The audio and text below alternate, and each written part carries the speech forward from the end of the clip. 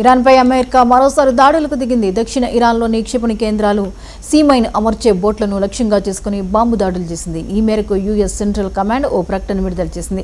ఆత్మరక్షణలో భాగంగానే ముప్పు పంచుకున్న కీలక ప్రదేశాలపై దాడులు చేసినట్లు పేర్కొంది. కాల్పుల విరమణ ఒప్పందం కొనసాగుతున్న తరుణంలో సంయమనం పాటిస్తూనే అమెరికా తమ బలగాలను కాపాడుకుంటోందని సెంట్రల్ కమాండ్ ప్రతినిధి కెప్టెన్ టిమ్ హ్యాక్సిన్ పేర్కొన్నారు.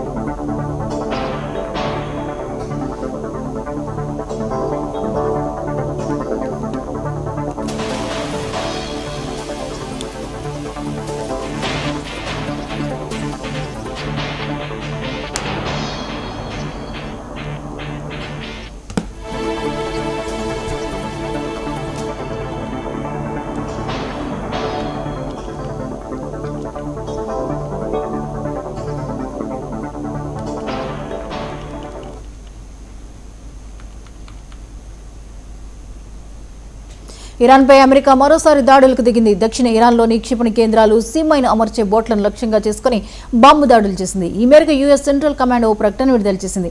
ఆత్మరక్షణలో భాగంగానే ముప్పు పొంచి ఉన్న కీలక ప్రదేశాలపై దాడులు చేసినట్లు పేర్కొంది. కాల్పుల విరమణ ఒప్పందం కొనసాగుతున్న తరుణంలో సంయమనం పాటిస్తూనే అమెరికా తమ బలగాలను కాపాడుకుంటోందని సెంట్రల్ కమాండ్ ప్రతినిధి కెప్టెన్ టిమ్ హ్యాక్సిన్ పేర్కొన్నారు.